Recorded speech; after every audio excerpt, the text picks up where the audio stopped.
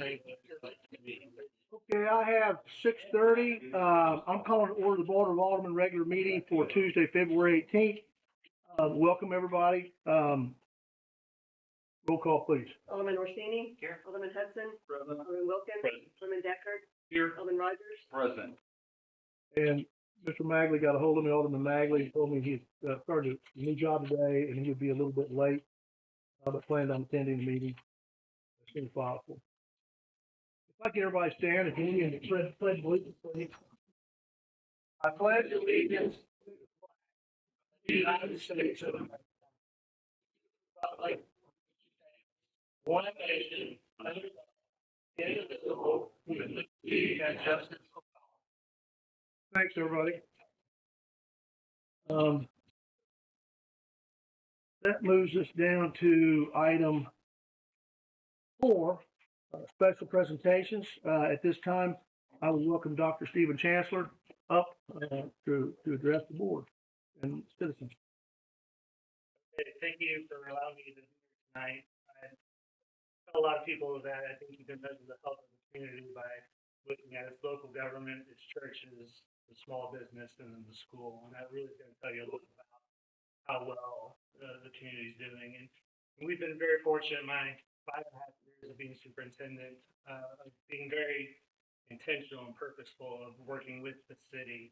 And I think, I think I said it, but it's worth mentioning, like we have a great relationship with the city. We work almost on a daily basis with Matthew Rush and Chief Admin. They're very good to us. I've really enjoyed working with Tara since she's come on board. So I appreciate that relationship, and it's for that reason I'm here tonight, just to talk to you about where we're at in the position as a school district and what we're getting ready to talk about on the April 8th ballot. I do have a little list I'd like to read to you real quick.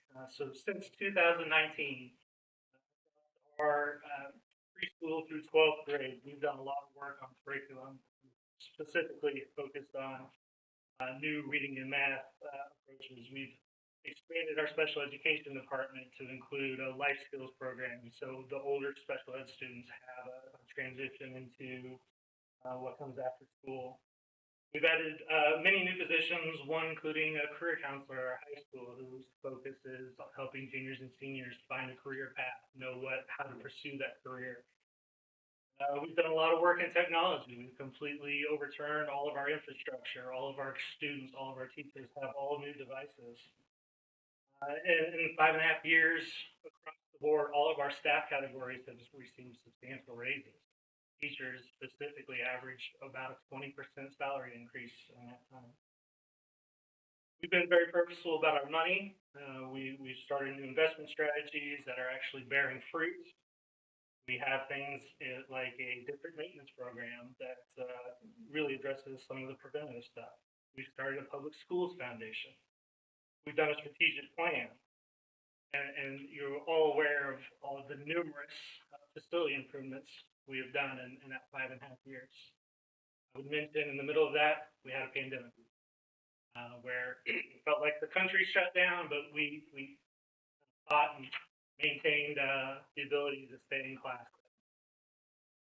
And that's not meant to be an exhaustive list, but what I did want to demonstrate is in that time, we've been able to do that plus more without needing to ask our community for new money. And we've done that through several different ways. We've taken advantage of one-time offerings, so grants, things of that sort. We've tried to be very smart about our resources and how we invest those. We've right-sized our budget so that we're getting leverage out of the dollars we spend. We're putting those in the right places to get better returns for the dollars we are expending. And then we have another strategy, the bond issues, which in 2022, we were able to have a successful bond issue. And I'll talk about why bonds are not new monies here in just a second. But we've tried to address the entire whole of our district. Not just focused on one area, but we've really tried to improve all levels, and not just our service, but in our offerings and obviously in the facilities that students enjoy and the community enjoys.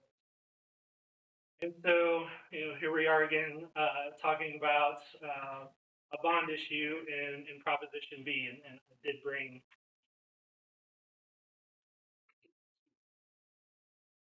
I won't go through this word for word, but as you probably have seen, Proposition B features one large project and then highlights many others that we intend to accomplish.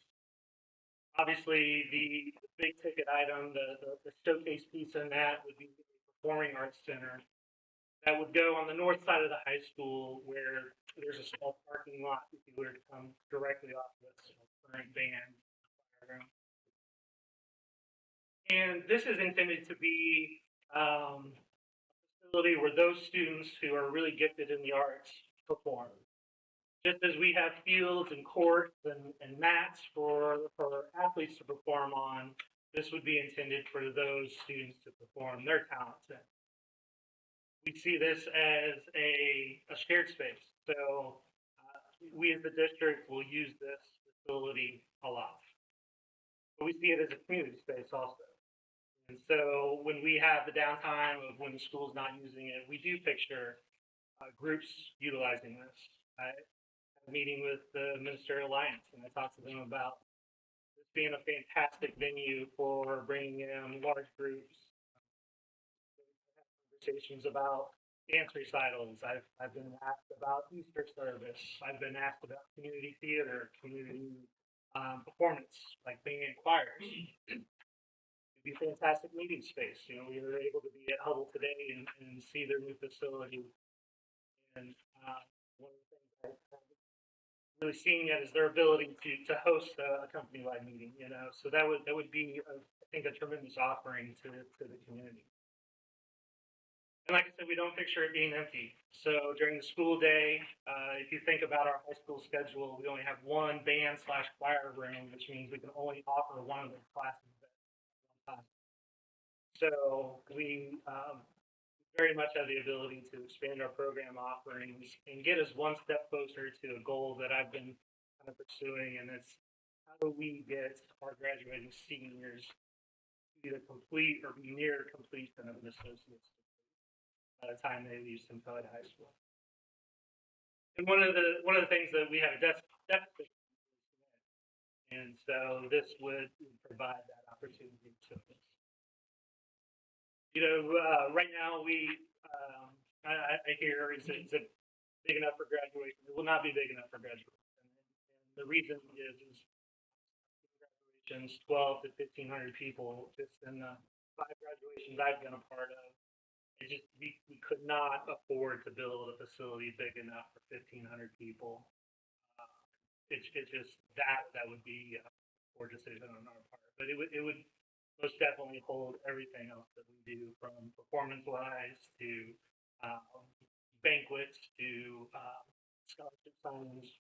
It's really intended to be a flexible space that would really have a wide range of offerings to provide to people.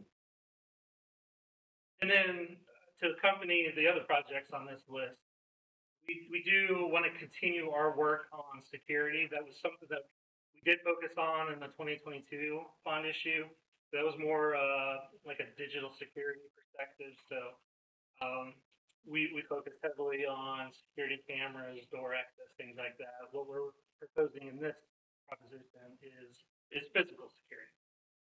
So we have between 4 schools, 65 exterior doors between those 4 campuses.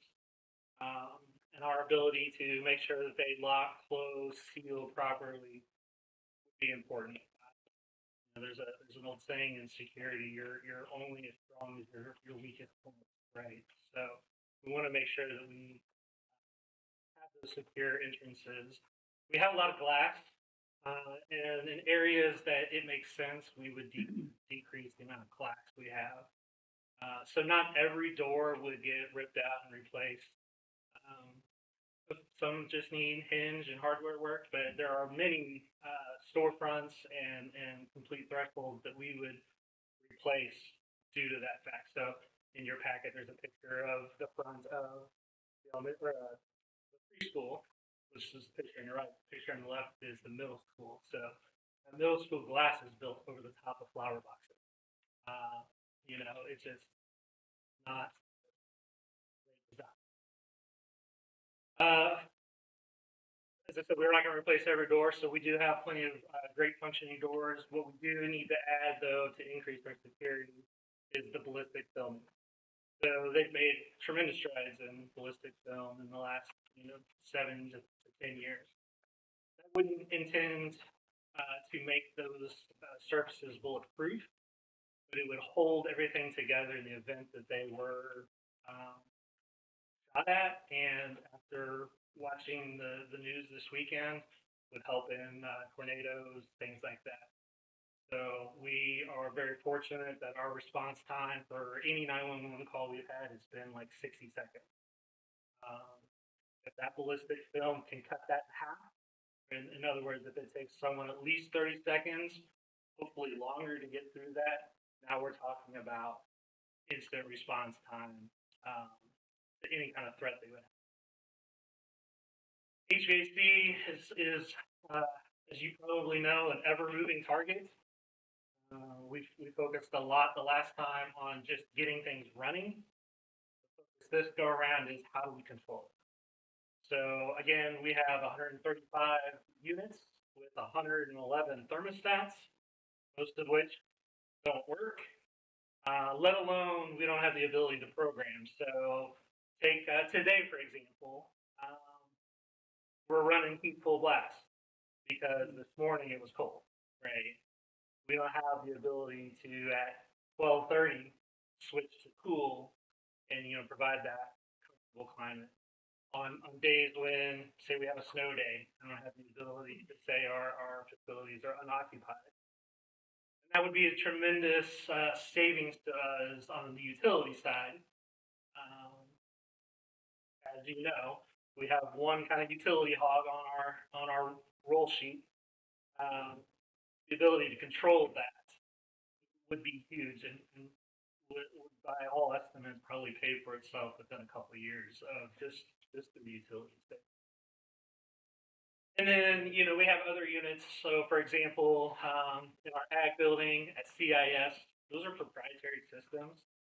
So, outside of set points, we're not allowed to do any other work on those systems. So, we have to call someone out of St. Louis to come down if we want to change a program. We have to call someone from St. Louis for us to switch from hot to cold in the ag building. It's very cumbersome, and that because it's proprietary, it's just they think about it from their point of view. They want that service call and they want the subscription.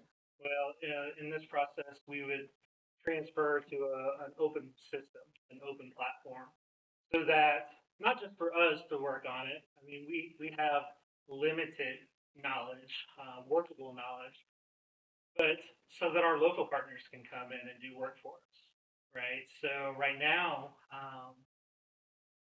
they're great at coming and saying, yeah, that fan is broke, that belt needs to be replaced, but they're limited on their troubleshooting because they can't access the system. So our ability to get our local partners involved and helping them really increase our response time. The two more things I'd like to mention. So one of the things that I guess I inherited was years, arguably decades of deferred maintenance, lack of attention to facilities. And what that has created is a very heavy lift, right? So in an effort to not repeat history, what we want to do is we want to be proactive about our maintenance and our facility care. So our ag building is about to turn 25 years old. And shortly behind that will be CIS. So we do need to go in and we need to give our ag buildings some TLC. It needs a lot of work in terms of exhaust. Think about welding fumes, dust fumes. We need to strip that out, redo that. We need to talk about what a more modern curriculum in that building looks like. We can't ever stop talking about cows and plows. We need to add things like precision farming and manufacturing into the mix because those are the types of jobs that our students are going to pursue. Today, we got notification from University of Missouri about a pilot program involving a curriculum in precision farming they selected us to be a part of. So we would want to retool that building so that we can still do the traditional curriculums, but offer the new curriculum. And then the last thing, I call it Lake Centralia, is the parking lot at the high school. For whatever reason you come to that facility, whatever draws you there, it's hard to deny the parking lot is a major obstacle to us. Whether that's trip hazards, the pictures that are in your packet specifically waiting for rain so I can show like how that water's standing. Water becomes very problematic when it drops below 32 degrees. Right, it becomes kind of an ice cream process. So in the beginning, I mentioned we were going to lose a parking lot. Part of that parking lot project would be for us to expand farther to the west, where people are already parking in the dirt. We provide a solid surface. We estimate we're losing 42 parking spaces in the east lot.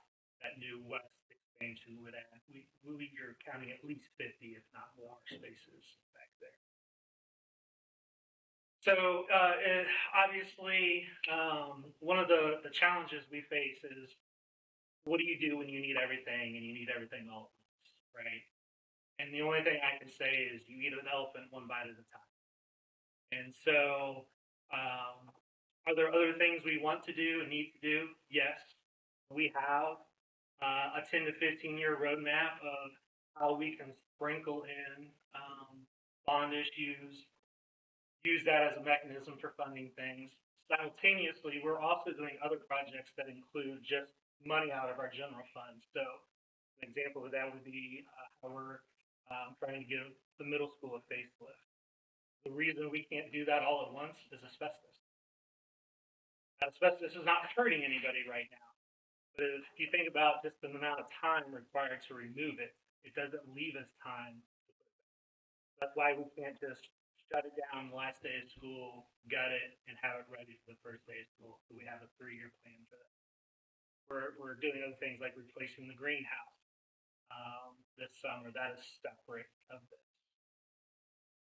And finally, I'll wrap up with saying, I talked about how bonds are not new money. If we were asking for new money, if we were asking for a tax increase, the word we would use is levy, not bond. Currently, our community already has committed a portion of the current tax rate to solely pay off bond debt. It's the only thing that we're allowed to spend it on.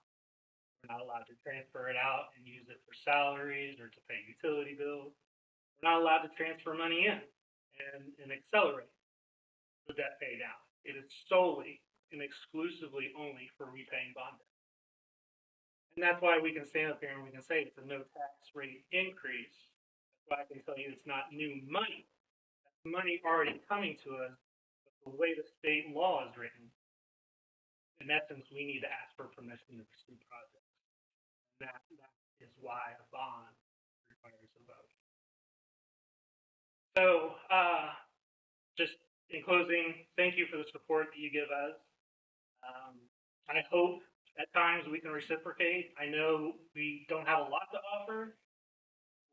I would remind you we're labor rich, so anytime that we can provide hands, we would love to do that. We'd love to take care of the people who take care of us. And I say thank you for your support and thank you for that. Thank you. Thank you. That will move us now to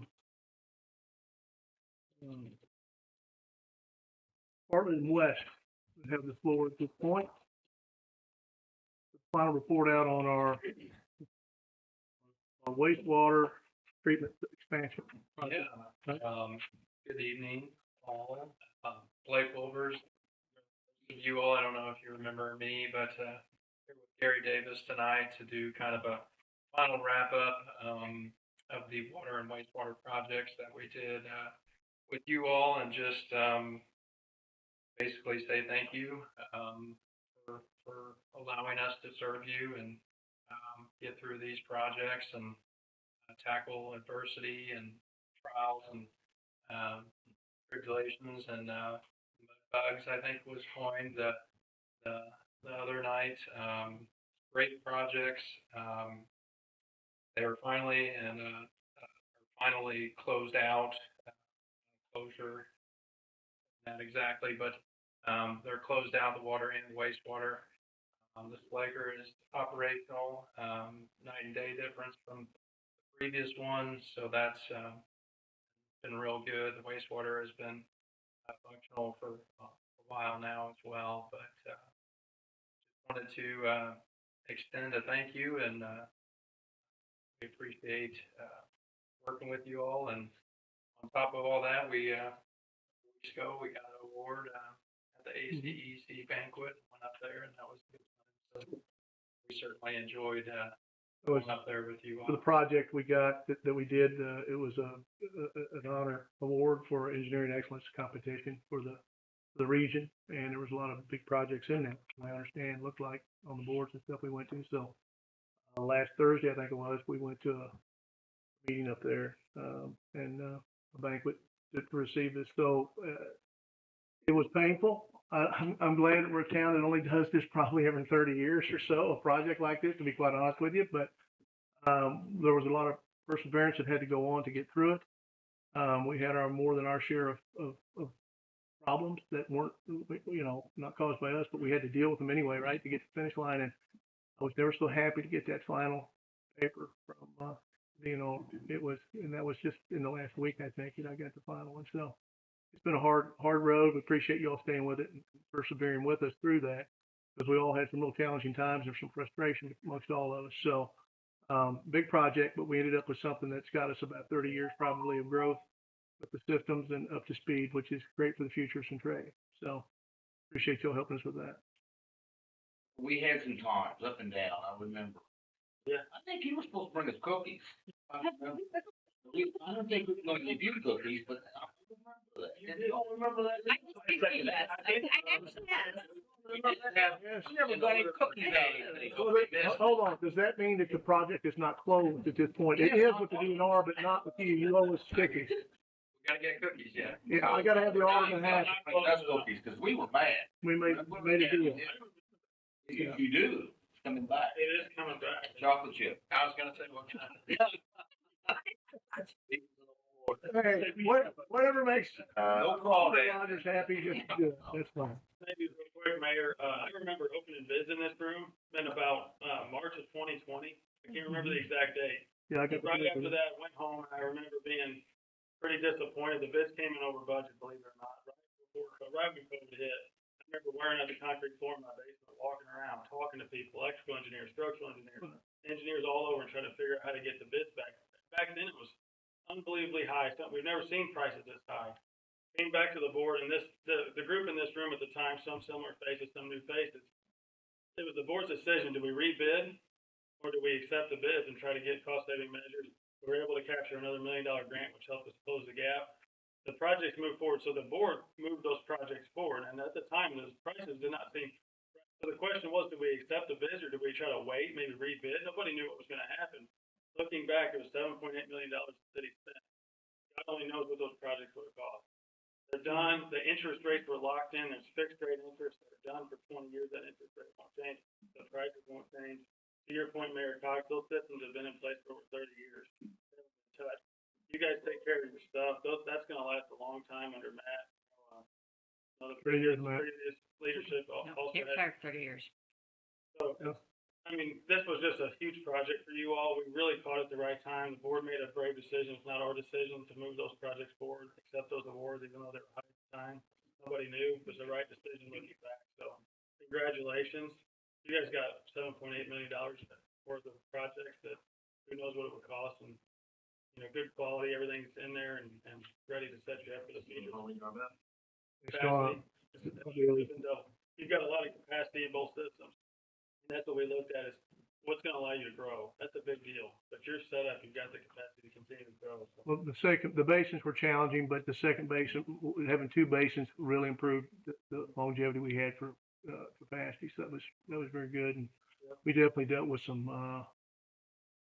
colorful personalities through that. We did. So And thank you for letting us be a part of it. Congratulate you. I really appreciate it, what you guys, so thank you for letting we us. greatly appreciate you all as well. Just Thank you. calling up just to say thanks, so. Yeah, thank you to you as well. Absolutely. Thank you for your time. Matt, you coordinate the cookies for. Yeah, we'll make sure. You can work on those cookies. That moves us to proclamations. I'm going to read the proclamations really quickly that we have coming up. We got a bunch of them through April and May. So we have proclamations to recognize National Park Week. That week starts April 19th to the 27th. I'll be getting with the park department to talk about that. Recognize the Lineman Appreciation Week. That starts April 13th through the 19th. We're very, very blessed and proud to have our own infrastructure of people that work here that know how to keep the city going and how to put in infrastructure on our dime, not somebody else that we have to rely on. It saves you a lot of money. And I'm not big on us letting our infrastructure get away from us. The wastewater and water, absolutely something. There's a lot of other cities that don't own that anymore, and that's really scares me for the future. And then to recognize National Library Week is the week of April 6th through the 12th. So I'll be meeting with the library director and visiting with them and giving them the proclamation as well. Okay. But now to get into an accomplishment, I think that one of the greatest accomplishments we have through our schools is naturally in the classroom. But I think that secondarily, the most important thing we can do is teach life lessons and what we're doing and what we're learning. And that's extracurricular things. It's sports. It's the fine arts.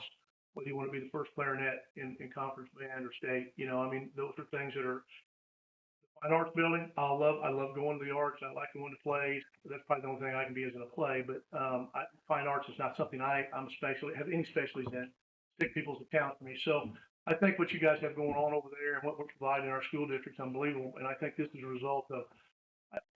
I watched us lose to Monroe City many, many years. And I said many times to Earl Bennett, I'll take the kind of people that we're sending out of the doors of the high school ready for the world much better than what the people are. I'll take it because of just the sportsmanship and the things we've seen on the field. And that's not a dig at Monroe City. It's just an observation, but I think it's a very fair observation. So what goes on in building character in young men and women is important to get them out in the real world, persevere, go through what they need to, and to accept challenges and get up and go again. So this is a real, sports are hard. This is really an individual sport, but it's not, as you can see tonight. So I want to read the proclamation. Whereas the Centralia High School boys wrestling team has demonstrated remarkable talent, dedication, and sportsmanship throughout the 2024-2025 season. Whereas, if you all would stand up, I'd appreciate it. Coaches, please stand up. This is the guys. You won't be able to see from the back row because we got some of the heavier weight classes up here. Well, if you want to move and come around the front, you better do it now because you probably got dark back there. So, whereas under the leadership of head coach Luke Gramke and the Centralia Wrestling coaching staff, the team is the Clarence County Conference champions, the wrestling champions, and has served as an inspiration to our community. And whereas the Panthers' relentless pursuit of victory, their ability to overcome challenges, and their unwavering team spirit has earned them a District 3 championship and sent 10 members of the team of the Class 1 Misha Wrestling Championships. And whereas the Panthers' recent Class 1 Misha State Wrestling Team Championship victory, the second championship in 3 years. With all 10 qualifiers earning a medal, and Bryson Dubes and Rex Bryson earning individual Missouri state titles. Brought immense pride and joy to the citizens of Centralia, Missouri, and whereas the Panthers' achievements reflect the values of teamwork, perseverance, and sportsmanship that we hold dear. Now, therefore, be it resolved that the Mayor of Centralia, Missouri, hereby proclaims the Centralia High School Wrestling Team as a symbol of our community's pride and testament to the power of teamwork and dedication. It witness hereof, and this hereof set my hand, caused the seal of the city of Centralia to be affixed on this 7th day of March 2025. The other thing that I'll say is how the journey is the battle, but how you take that journey and how you represent your town, your teammates, and yourself, don't think it doesn't matter, because it does. And there's nobody second to the people of Centralia when we go out and do that, to our schools or anywhere else as far as I'm concerned. And that's the biggest damn thing I think that you can take with you in the world, is your self-esteem and accountability to the world. I think we build it really well in this town. Okay, so congratulations to you guys, Coach. Good to see you. I'm gonna come to you.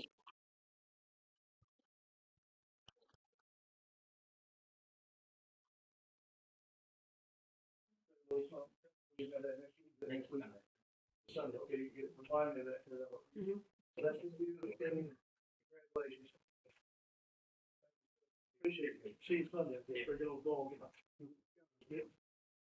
Again, congratulations. This will move us to, as we let the young Steve lead here. Second to wrestling Pilates class one time when I was 40 years old. It was one of the toughest things I ever did in my life. So anyway, we're gonna move now to, citizens at this time. If you have comments of anybody, anything that's on the agenda through here, now's the time to mention it, because when we go into session, it'll be our discussion for us to have our discussion at that time. So if you have anything that you're here for, maybe the board, school board on the project, whatever it may be, now would be the time to do it, or anything that's on the agenda, okay, or outside of it. Yes, Linda. Linda Borman, 800 Jason Court. Do you realize, maybe you've noticed it, you've had the wrong planning and zoning minutes, or at least December ones were already approved in January, and that's what's in the minutes. That it should be the February 20th minutes, I believe it should be in. It says December 2nd. And those were approved in January. February has not been approved by P&Z. Yeah, February hasn't been approved by P&Z yet. Oh, okay. But you got December in there, and they've already been approved. So we would strike the planning and zoning meeting minutes when we get to that point, just to the fact that it's been approved for December, right? That would be D. If we get to that. Any other, yes, I see on here that there is a proposed change for the planning and zoning membership, something that I'm in favor of. Was there a public hearing on that for this? Public hearing was held before the planning and zoning It commission. was before planning and zoning. It's required to be held before this board also. State law. What? Shelf of it.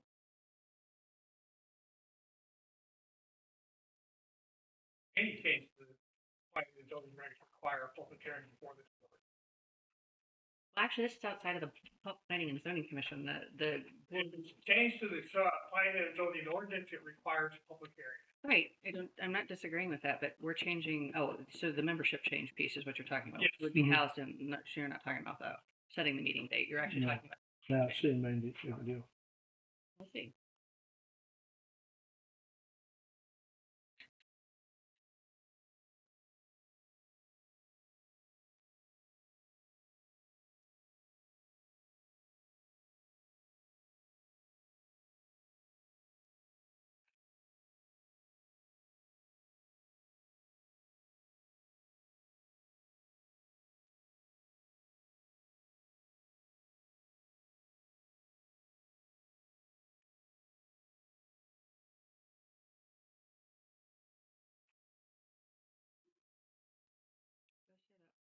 Is correct. D1.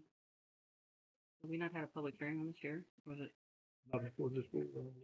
Then Don's right. This is a public hearing in association with the working fast.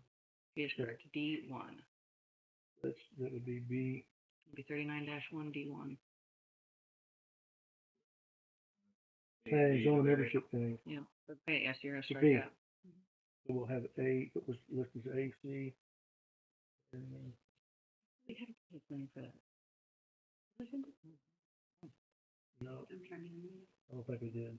I know we talked about it in November, December, so. But Don is correct. Yes, if we haven't. Together. Thrown together, if you know. Thank you, Don. Appreciate it. Second thing, in the past, I don't know whether it's a requirement or not, in the past, there's always been a public hearing on road vacation.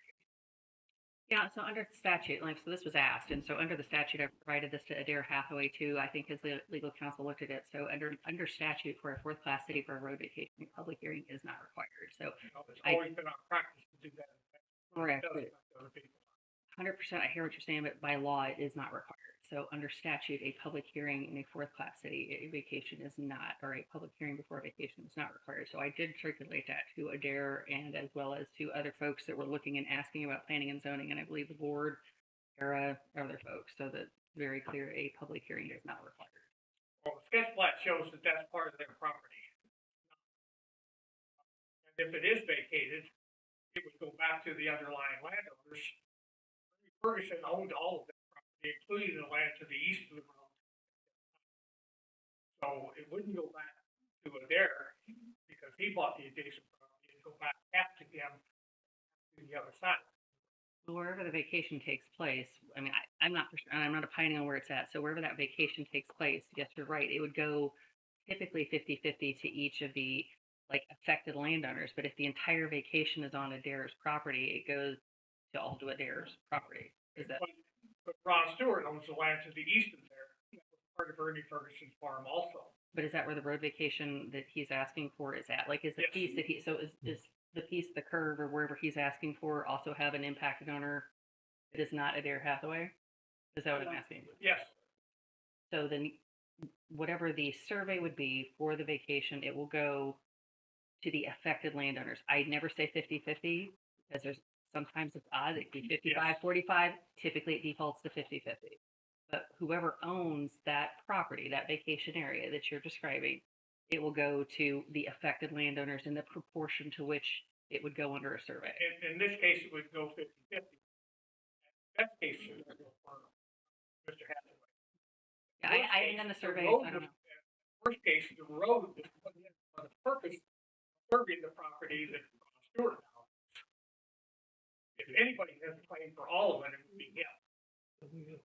Well, I hear what you're saying. He may have a claim, but like I think Adair's asking for a vacation for the portion of the road that impacts his property. Right. And so whatever is asking to be vacated, if there is another landowner involved, it will go to that person in proportion to whatever their rights would be, whether it's 50-50 again. It was not put in to serve the agricultural land on the west side. It was put in to serve the industrial land on the east side. Where does it say that? Well, I was involved in that survey. I did it for the city. I know what the intent was, because that's what I was told at the time.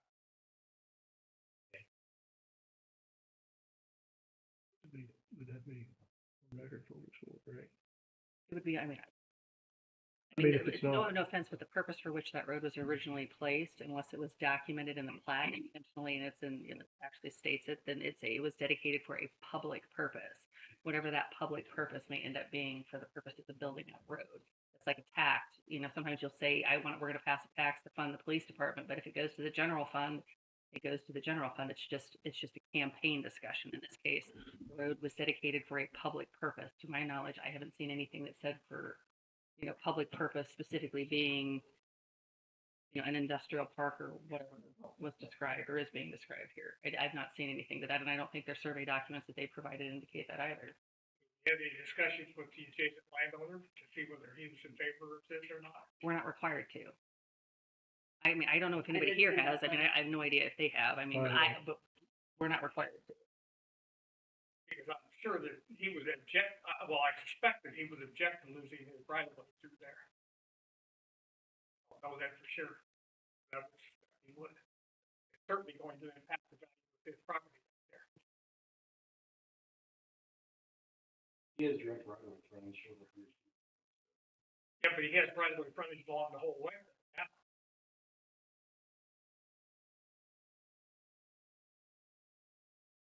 He could come back and sue the city for taking away his right of way. Is there an alternate source of right of way for this person to assess their property? Through other property, Okay. but not through a public street. Not all of that lot back there. Okay. I mean, I don't have any further comment to that. Did object to the plat. The plat was before the P and Z, not because I'm opposed to the plat, but because plat did have some deficiencies that I saw. There's more than 35 lots, with one outlet, one public outlet. The subdivision regs say that you cannot have a public alley. There's an alley shell that's not mentioned whether it's public or private. But even if it does fit the requirements, as a private alley wouldn't allow, it's too close to the other to the street that's back there to meet the requirements of the fire code. What did the board recommend to us, the council? Board recommended to go ahead with the sketch plan. Okay, because it was a sketch plan. That's exactly right. You're taking up another Objected to it phases because, within the plan. there are some correct? deficiencies Yeah, that I see, with the vacation.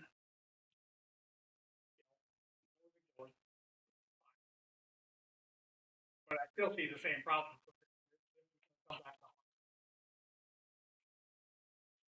Thank you. Other comments from citizens?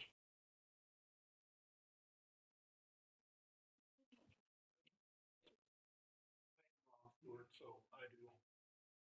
There you go. Welcome. So I got this letter last saying that they didn't have to notify me, but so, way back when Lynn was here and this was getting put in, it was for an industrial park. That, Jeff Birch and, was going to do. I was building the project. I ended up getting stuff and so. As long as I have access to the two lots I have in the back, problem, build whatever the hell you want. I just want to make sure that we have the two lots we have in the back. And so, The best way I would advise you, like, take a look at your deeds. If you have a question about that, you can ask, surveyor, you can ask somebody to take a look at it. Obviously, the city cannot opine on that for you, but you can have somebody check your deed out to make sure you have an easement, right? To make sure you can get. as far as, talking about what the road was put in, guarantee you go into the newspaper. Because there were several stories written about it at that time. Industrial parks coming in, this is what it's going to. Same as Randolph Road, going back to where Chris thinks. Stuff for a road going in there. I own that property too, so. Look for two on streets and some. So, but like I said, main thing, if I have access, I have a problem. So, but I don't do that. That's it. I lose my. Thank you. Thank you very much. Boyd? A couple of comments I made.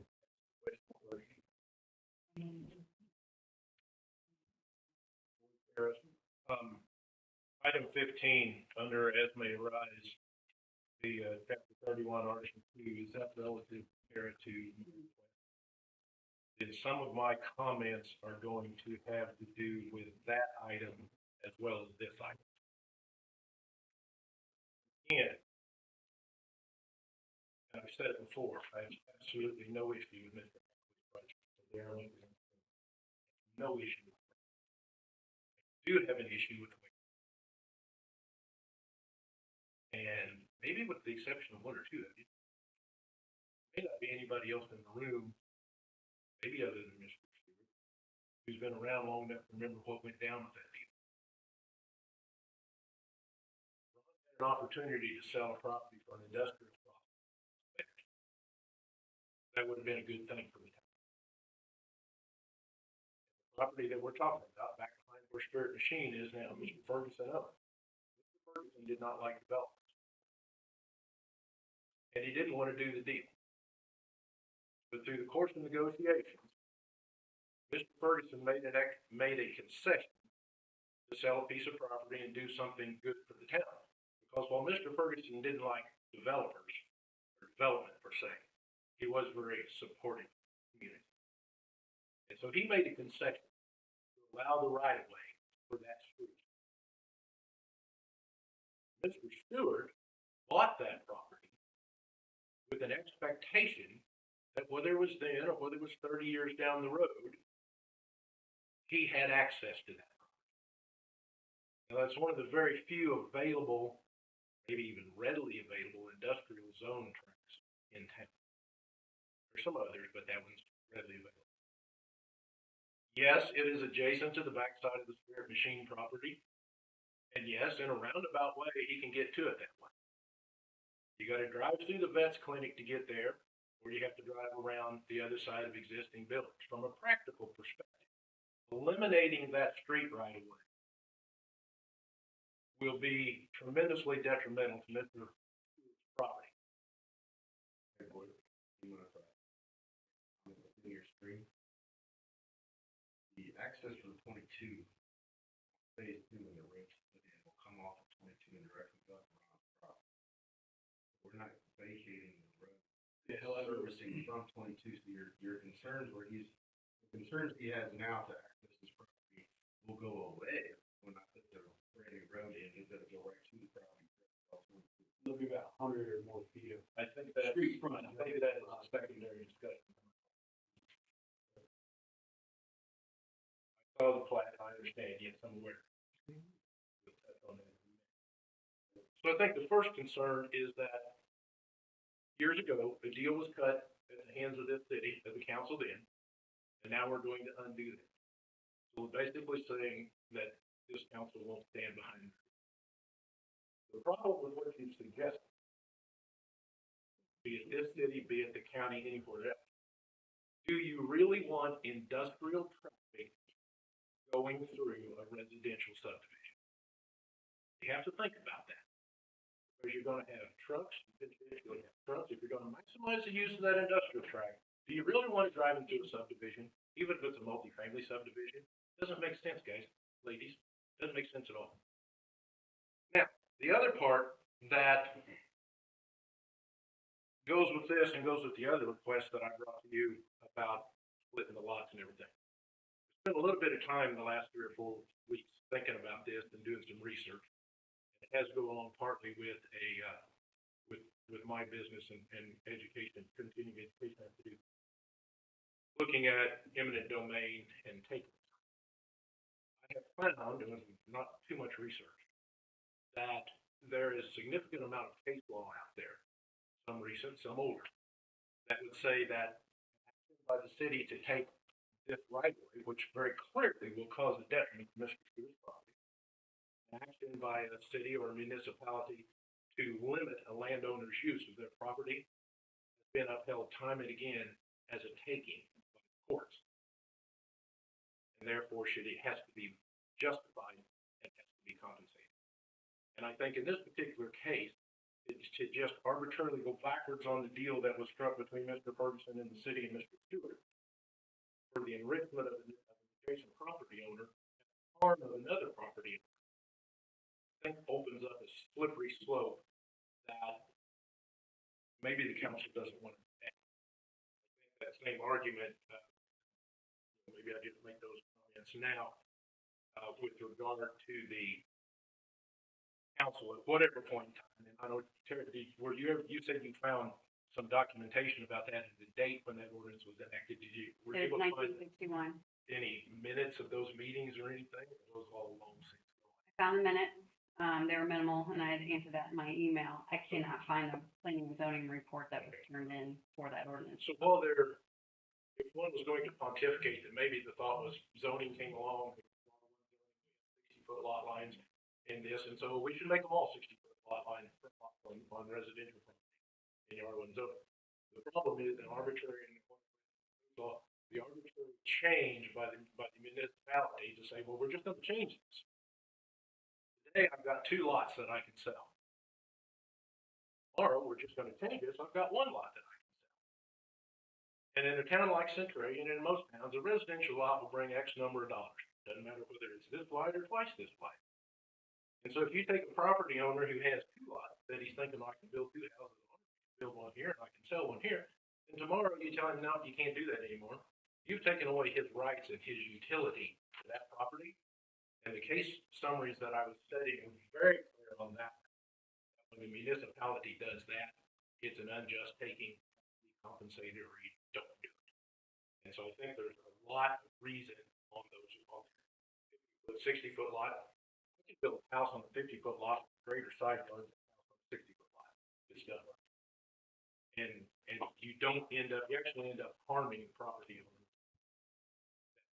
2 lots or 3 lots to say what you can't. It improves infill, gets rid of some old rundown lots in town. I feel like I'm the only developer in town who would like to see that change. It gives the opportunity to clean up the problems. And it's also a legal position. The question I had for you, sitting on that, is, so in 61, it become evident to anybody buying property that that was on the book, is that correct? Yes, correct. So if you're buying a property, you're assuming that risk of that being the specification of what you can do with the property now. Obviously, if somebody owns the property, it'd be damaged and then possibly, or be grandfathered in before that. But when you have people buying properties, that's part of knowing what you're buying and what you can do with it, is that correct? Correct, and there's also a standard for this. It's, I mean, in order for it to rise to a taking, it has to be an unnecessary hardship as defined by Balmer versus City of Jennings in 2008, held by the Missouri Supreme Court. The standard requires a showing that the property cannot be reasonably used for any permitted use under the current zoning regulations, and the strict application of the ordinance would deprive the owner of a reasonable use of that property. So it is very high, and besides that, it was passed in 1961. There's a legal precedent called latches. This has been in place for so long, and people have been on public notice of this law as long as it has existed. I do not believe it's being or was enacted arbitrarily and capriciously, and at this time, based on the legal standard that exists in Missouri, I personally haven't heard anything that would rise to a taking. I mean, this is not a taking. Comment? Mr. Ray? May I comment? Yes. In the case of Nectow versus the city of Cambridge, this was a Massachusetts case. The Supreme Court ruled in the landowner's favor, holding that the zoning restriction was arbitrary and unreasonable, thereby violating the 14th Amendment's due process clause. The case established a precedent that cities cannot impose arbitrary zoning restrictions that unjustly limit the landowner's rights without legitimate public justification. Changing the landowner's ability, when it happened, from using 2 lots to 1 lot in just an arbitrary decision, I think would meet the standard of unjustly limiting the landowner's rights without legitimate public justification. The reality of it is, no matter how old it is, if we're going to undo a street that was promised to a landowner, what harm is there in undoing an archaic ordinance that actually can help the city, help the landowners by developing more houses, increasing the tax base, increasing property values? There's less harm to undo this ordinance than there is to dig in and say, let's don't do it. If the board would like to change the ordinance, you guys are welcome to consider that. I mean, that's not something that the board's prohibited from considering, but any change in a land use is going to impact somebody. So while it benefits you, it might be detrimental to somebody else. How's that feel? Sure. I spent 15 years on Boone County Planning and Zoning Commission. I know both sides of this argument. And I have sat behind that dais and had to act on things that really came down to only benefiting the landowner, but refrain from doing things that harm the landowner. I'm not asking that, yeah, I've got a case here that I would like to make. I'm the one in town that this applies to. And the greater good is to change this ordinance and do away with it. And if we've had a conversation on that already as a board, we are considering options. We have it, and that's why it's on the agenda for continued discussion. So I think it would be good to allow us to have the time to look at it. But I will say, if you did not own the property since 1961, based on what I'm hearing from our attorney, and I agree with her completely, if you did not own the property since 1961, we are not taking anything. It does not qualify as that from a legal stance. I never said that. Actually, yes, you implied that directly in this conversation. That's the way it was very clear. Let me clarify. What I was reading was a summary of the case where the Supreme Court ruled that action in and of itself constituted a taking. I never said, never meant to imply that I felt someone had taken it from me. I think there's a limitation And I understand you guys are gonna take it up. I'm just saying there's legal precedent to undo that ordinance. Well, I think what's missing in that is what was that they cited as a Supreme Court that was unjust taking of the property. Because that's a pretty tall bill to fill. So if you did do something that would meet that requirement, then yes, it would be problematic, that way. In these particular cases, they changed the zoning regs. Point out that it's only fairly recently that we've, found out about this regulation, and it has been ignored in the past, and lots of it split without taking any action whatsoever, because nobody knew about it. So, this may have been in place since 1961, but it has not always been applied. Well, shame on us for not applying the rule of the law as we should have all along through all these years. But we are not going to not enforce the ordinances as they set while I'm the mayor and this board. That's the way it is. Lack of oversight, discipline, whatever it's been, or that's happened before. If you benefited from it, I guess good for you. You got away with it. Because that's how I look at it.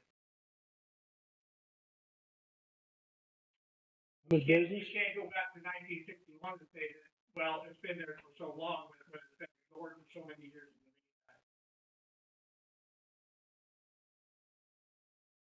the meantime. That's an argument I won't have, because it doesn't make sense to have that argument. It's been in place since '61. And I would conversely say that properties that that pendulum swings both ways. You can't tell me it doesn't. That potentially 250-foot houses built on a lot in the right area could diminish the cost and values of other people's equity in their home, or the appraised value. Can't tell me that's not right.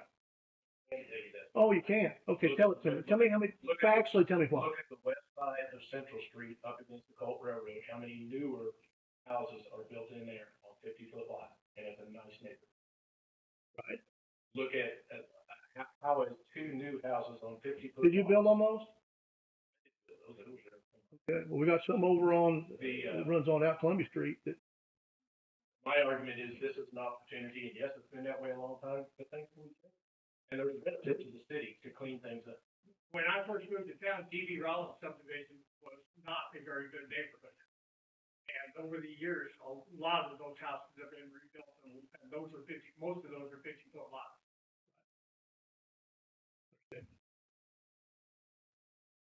any other discussion? Comments from citizens?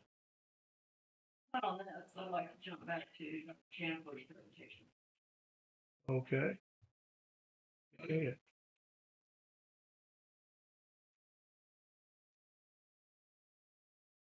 Denise Holloman, I'm here to talk, respond, make some comments about Dr. Chancellor's presentation. I feel like Proposition B is totally missing the mark. Or it's almost like we're getting the cart before the horse. We're wanting to big old showcase Performing Arts Center, which I think would be fantastic, but not at this time. Love music. I was in chamber choir. Kid was in chamber choir. Had a kid in orchestra. He still comes back to church and plays the viola. I love music. Still playing services at Tulip Church. This is not the time to be spending $7 million on a showcase when we've got 2 landlocked schools, Chance Elementary, Chestermore Middle School, built on a basement. They're falling down, and yet we want to jump forward and build a showcase Performing Arts Center. I think it would be fantastic. Not this time. I think we should have maybe opened up the scope and said, well, maybe we should consolidate our campuses. I think this was mentioned previously, but I'm not sure how we jumped from that to building a Performing Arts Center next to the band room, which is landlocked. There's no room to spend. I'm thinking perhaps, I've listened, a lot of people have asked me what I thought about this. Make it a little few ways. Well, I think we we maybe should have looked a little bigger. Consolidating campuses. It's like, you know, we're shooting off fireworks and the shit's going down. But, you know, other people say we're, you know, buying a yacht and we don't ever have to pay it off. I don't quite understand. I've learned a lot. People are sending me information on bonds and how they work and taxes and assessor. I learned a lot last week. Assessors know what they feel like, even though you've given them the information they needed. So I'm going to go have a talk with you so she gets back. But I think there's a lot. I mean, shoot, make a phone call. I want to be there when you transfer. Anyway, I'm going of course, but like I said, I would like Proposition B. Not what needed. We've got $7.5 million, and I know for sure you're going to go over budget. What happens? So you've got all these other smaller projects. So got this little carrot dangling out. We've got these other projects, HVAC, the greenhouse that's had hail damage. We've got doors that need to be maintained. These are all maintenance issues that should have been taken care of a long time ago. Where we turf football field, you can play football on a muddy field. You can't play softball and baseball. I have a problem with where money has been directed. Priority issue. For folks that were invited in 2021, because I sure would have said, this is where I think you need to go. There were some letters sent out to about 100 and some people. They were sent to stakeholders. I think I have a big stake in this community. And I bet I'll still be here after the superintendent is gone. When is your contract? Couple years. How many superintendents have? 2? I don't. 2? I have a problem with superintendents that are here to build their resume, leave us hanging the bag, and take off. Because I'm going to still be here. My roots are still here. Been here a long time. So yes, I was offended when I was not included in that group. And, you know, whenever you make a complaint, you come up with a suggestion. Well, I suggested, you know, 4 years too late, everyone in the school district, everyone who is a stakeholder should have gotten a letter.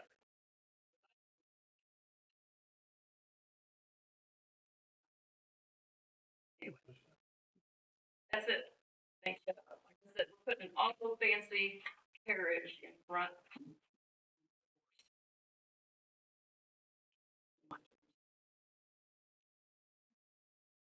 Your comments?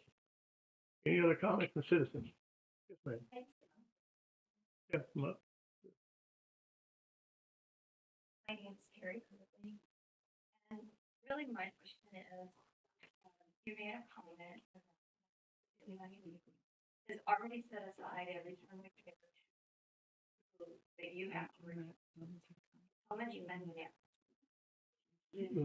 We're off day. Yeah, Yeah, I hate to say this, I advise the mayor, this is really comments to the citizens directed to our board of aldermen. It's not to direct questions back out to members of the audience. No, hold on. I would suggest Yeah. to both Denise Holloman and yourself, Ms. Kirtley, I would address the school board. Yeah. I think that's where those comments probably will be for the comments of citizens. Still think the community needs to be aware of these concerns. I don't disagree with that. I get that, but I I just think was it's a saying, question. I think surely you can make time. so. I'm gonna close comments from citizens at this point. There's no one else. That moves us to, the consent agenda. It's been, I've been, minus D, due to the fact that, there needed to be a hearing. Not a hearing on that, that's in the bottom down here, because the fact that, we do not have the most current planning zoning, what's in there is December, right? So I would, that's been approved, yeah. It's December. Let's bring it back down. We can. So A, B, C, E, and F is what I'll be looking for a motion, unless someone has a change to one that they would want in the motion.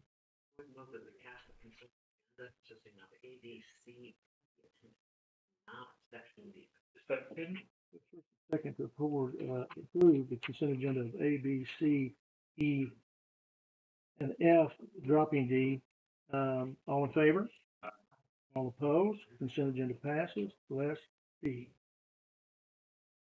That moves us now into our action agenda. You First- get your accounts payable. Oh, I'm sorry. 7. Oh, yeah, 7. Accounts payable over $1,250 for, I would look for a motion of accounts payable over $1,250 for a total of $993,283.36. One quick question, what's the story on the unclaimed? Unclaimed property was a check that was written in 21 or 22, I believe. Never received, so it showed up as still had to be voided and reissued.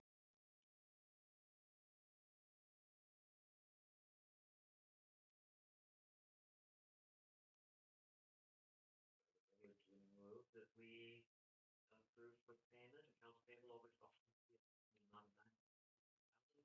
$283. Second. First and second to approve the accounts payable over $1,250 for $993,283.36. All in favor? All opposed? Passes. Thank you. Now that will move us to 6, the action agenda. The first one is the bill number 2561, under the pilot program. You talked about it. You want to just kind of recap it? Sure. So pilot is, the word is actually a payment in lieu of taxes. It is a franchise fee that is levied against the gross receipts of a municipal public entity's utility system. So it is levied against the utility itself. It is not levied against the citizens. It is something that the city asks the utility, to bear. And so how then the utility or the city chooses to then collect or not, or however that works, is on its own. But it is 5% levied on the gross receipts of the utilities. And I believe at this time, you guys are looking to levy a 5% fee against all municipal utilities. Move the bill number 2561 be given its first reading by title only. Second. First and second that bill number 2561 be given its first reading by title only. All in favor? All opposed? Ordinance of the City of Centralia, Missouri establishing a user fee in lieu of taxes on all gross receipts of municipally owned city utilities. Move the bill number 2561 be given its second reading by title only. Second. First and second that bill number 2561 be given its second reading by title only. All in favor? All opposed? Second reading, please. So the City of Centralia, Missouri establishing a user fee in lieu of taxes on all gross receipts of the municipally owned city utility. Move the bill number 2561 be adopted by roll call. Second. First and second that bill number 2561 be adopted. Roll call vote. All in favor? Aye. All opposed? Roll call vote, please. Alderman Orsini? Alderman Hudson? 4. Alderman Wilkins? 4. Alderman Deckard? 4. Alderman Rogers? 4. Bill number 2561 passes. Ordinance number 3201. That moves us to C as B, planning and zoning membership change. As Don had talked about earlier, we will have to have a hearing, so we'll need to make sure that we make arrangements to have that done so we can get that done. We'll do that one. So B is off the table. We go to C, which will be now bill number 2562. Setting a meeting date and a time for planning and zoning on a regular monthly basis, as we discussed, to have a placeholder for any business that may come up, where we have the opportunity to meet and that board to meet, as needed on a monthly basis. If not, they can cancel it if there's not a need. We have a lot going on. It seems like there's a need almost every month so. And since this is not housed in the planning and zoning section of the ordinance, it does not need a public hearing. This one does not. So I would entertain, if there's no questions or comments about it, I think we all good with that. I would ask for a motion for the first reading of bill number 2562 by title only. 2562. 2562, and move the bill number 2562 be given its first reading by title only. Second. Have first and second that bill number 2562 begin its first, reading by title only. All in favor? All opposed? To the first reading, please. Create a new section 2-83 from the city code regarding meeting date and time. Zoning commission establishing herein. We've got bill number 2562 to give it its second reading. The first and second that bill number 2562 be given its second reading by title only. All in favor? All opposed? Second reading, please. Create a new section 2-83 of the Centralia City Code regarding meeting date and time. Planning and zoning commission. Date hearing. Bill number 2562 be adopted. First and second that bill number 2562 be adopted by roll call vote. All in favor? All opposed? Passes. Roll call vote, please. Alderman Orsini? Aye. Alderman Hudson? Four. Alderman Wilkins? 4. Alderman Deckard? 4. Alderman Rogers? 4. Number 2562 passes. That will be ordinance number 3202. That moves us to D. Road vacation, highway, part of Highway 22 and Jefferson.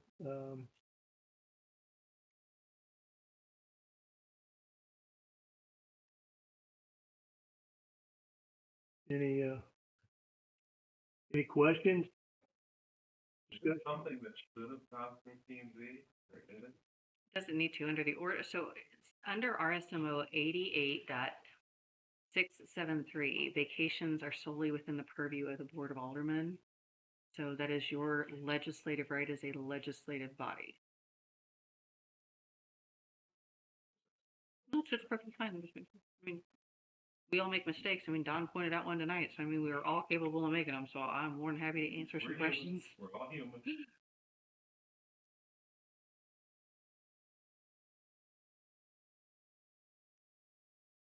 And Keenan and Adair are present to answer questions if you want. And address. What, do we have any questions or thoughts other than what we talked about?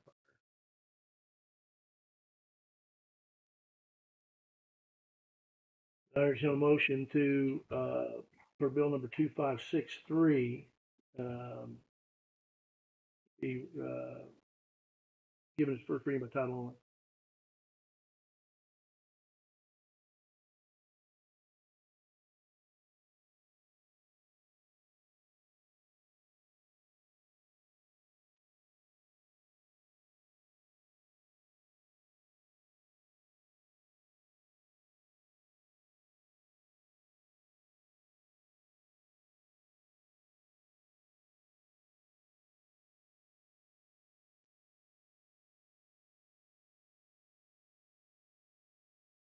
I move that bill number 2563 be given its first reading by title only. Second. First and second, bill number 2563 begin its first reading by title only. All in favor? All opposed? Passes. First reading, please. Let me get in the right spot. An ordinance vacating portions of Highway 22 and North Jefferson Street within the city limits of Centralia, Missouri to establish an effective date hereof.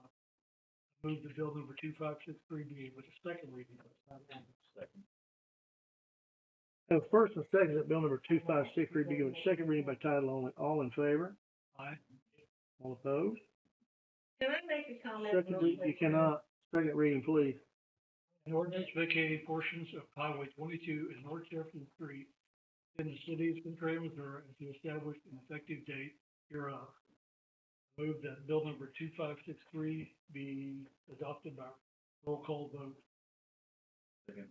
First, second to bill number 2563 be adopted by roll call vote. All in favor? Aye. Aye. Opposed? Passes. Roll call vote, please. Alderman Orsini? Aye. Alderman Hudson? Alderman Wilkins? Against. Alderman Deckard? Four. Alderman Rogers? No. Does not pass. Bill number 2563 did not pass.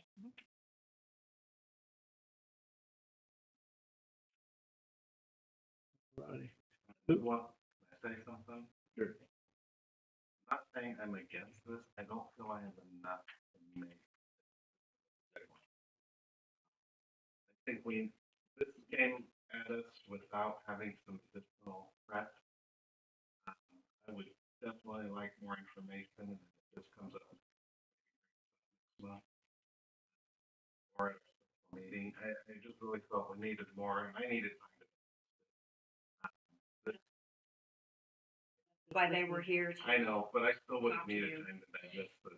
It's definitely, I mean, it's not my area of expertise. I'm a numbers guy. You throw numbers at me, and I'm going to be comfortable in a matter of minutes. This isn't numbers.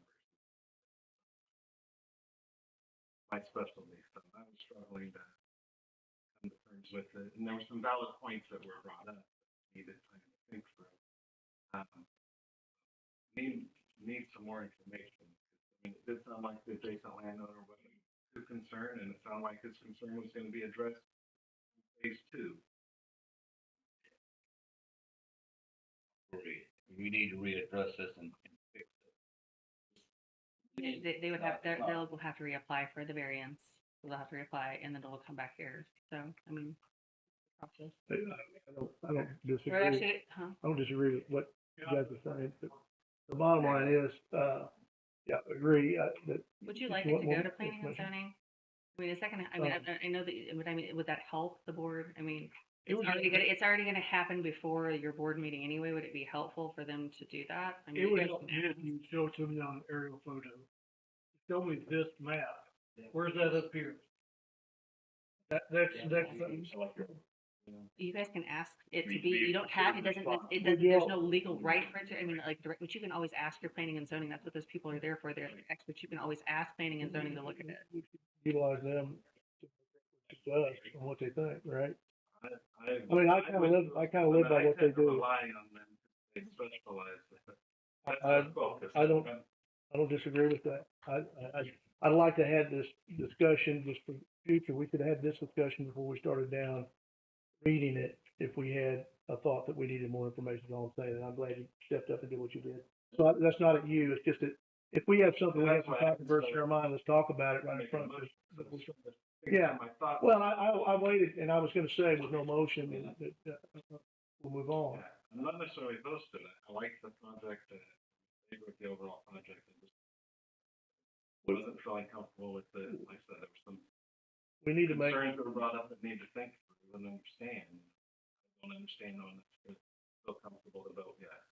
I don't disagree, and it's been voted that way, to not move forward with this at this time. So, question I'd ask you all, so are we wanting to send this through planning and zoning for them to give this their take on it? I don't, Like an advisory thing. you are We okay need a with it? motion for that during as may rise. Yeah, That'd be let's the- do that.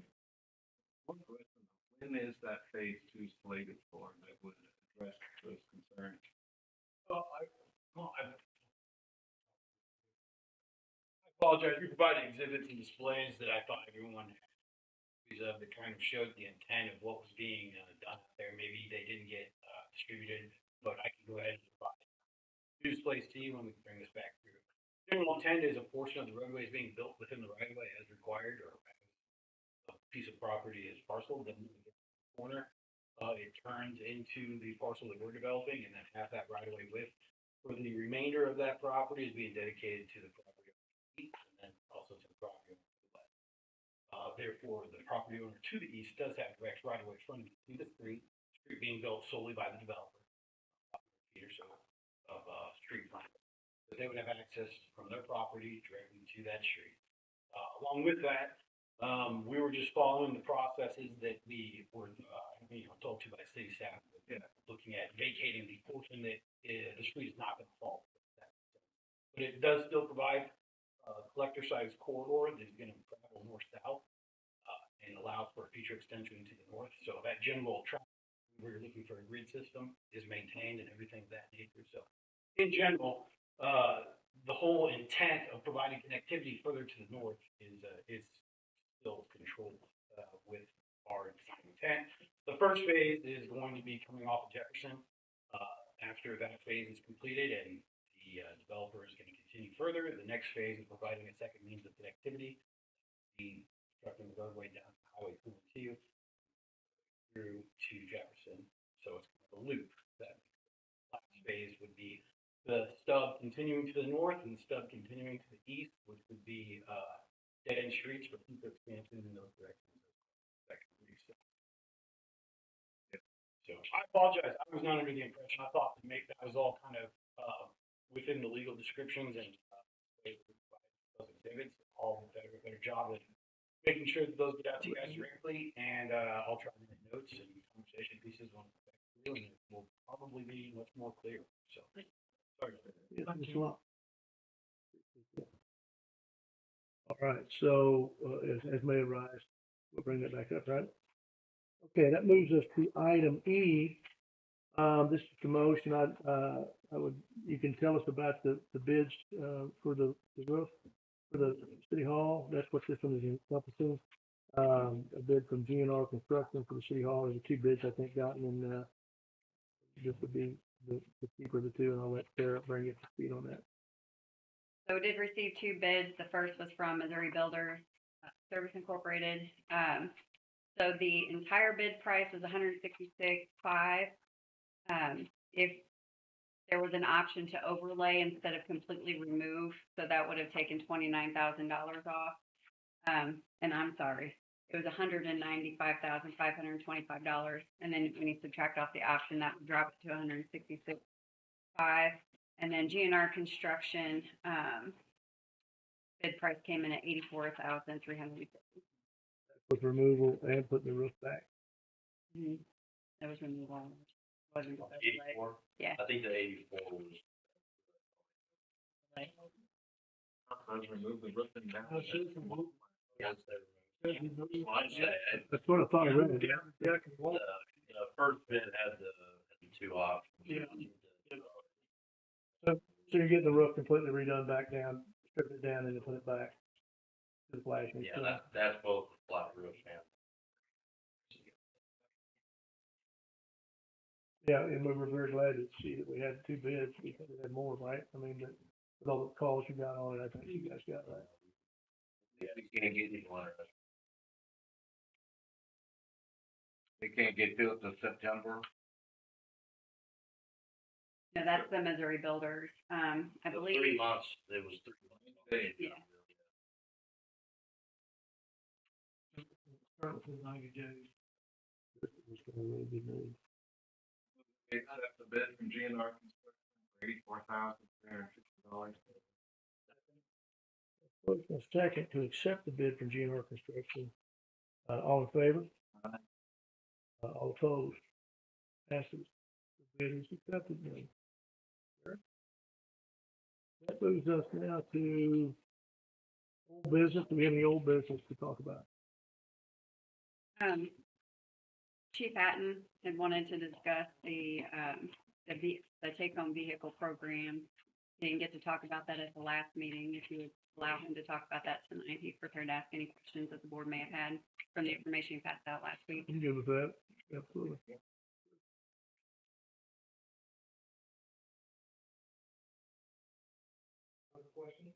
Do you have questions? For Chief? Chief, did you have any information you wanted to kind of highlight?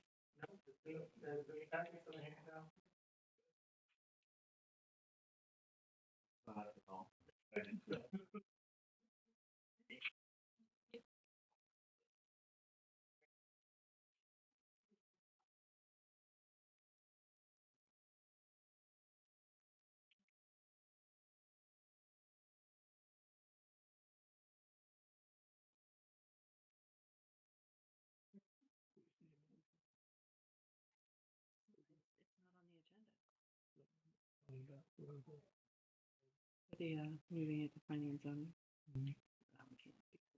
Let's get the motion. No question about it. No, I got it. Yeah, I understand.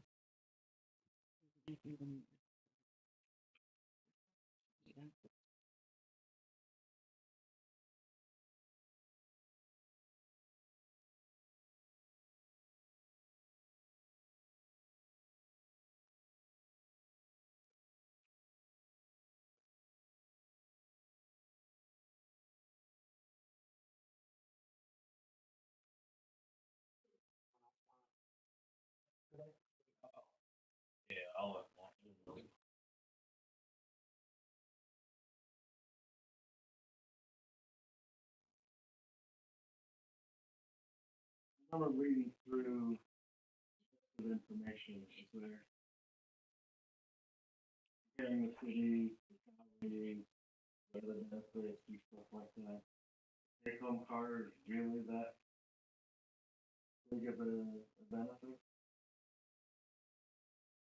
Well, I guess the question would be, benefit to whom? Yeah, this would be a benefit to the officer, to some degree, but it's also a benefit to the city in the long run, where where the car's not running constantly, through each shift, maintenance costs is outlined a little bit there. With the comparison of three vehicles that we purchased at the same time, there's a drastic difference in the one that's been assigned to someone versus not. And all that stuff's in there. It's, very clear that 24-hour use or near 24-hour use, there was tires up, water pump. So, it'll be a little bit of cost up front. It'll be, offices on the road, maybe the Hallsville, maybe the Thompson, a little bit of long haul. It's gonna be a reduction in the use of the vehicle. If you take a look around town, I've said this before, there's 5 agencies in town. Take a look around. And it wouldn't be, oh, I'm driving to Lowe's today. That's not what you work somewhere. The vehicle's obvious. Car, a police officer's in a car and this is office, and you're in it for some type of fit. The thing's running. I was on the car. That's in a small town. Do that, Thursday. We have an officer, I think, that lives in Hickman. I don't think we should pay mileage for somebody to drive back and forth. We'd have to limit it somehow. If we're gonna do that, we'd have to limit it to 10 miles or something like that. They'd have to put mileage beyond that. If it's down the road, it could be Mobley, Cairo, or I'm trying to think of towns here, Hope Summit. You know, you gotta have some sort of a 10-mile radius, or what calls it, 11? Yeah, 8, around 8. 8, 9. So part of the discussion on this is vehicle running for. Now, assuming that an officer take home, some involved, their vehicle. Yeah.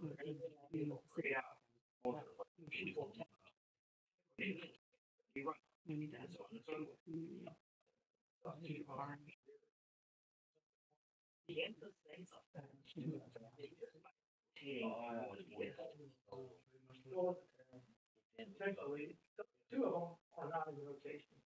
So we have the other ones. Now, some of them, like we've got the Charger, which is the oldest one. It's got a new motor, but it's still getting used as well.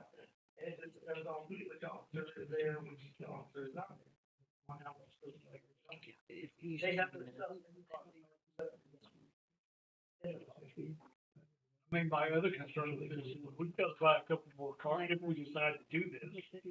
We have to buy a couple more cars. I've got to see where the rest of the budget, does that fit into the rest of the budget? I don't know that.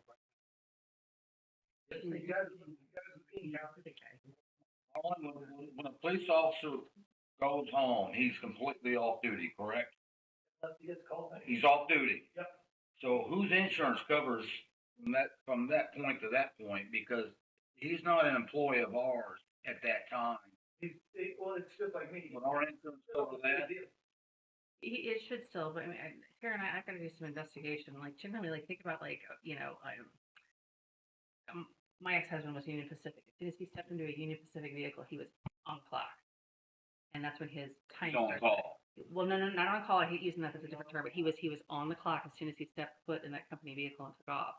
What I need to research and find out, and it may or not matter, like once an officer steps in that car, he or she is on duty at the time he or she starts that car from her house, drives to Centralia. So. Here's a side note. If they get in their uniform and they're going to court and they get in a wreck, are they on duty or are they not on duty?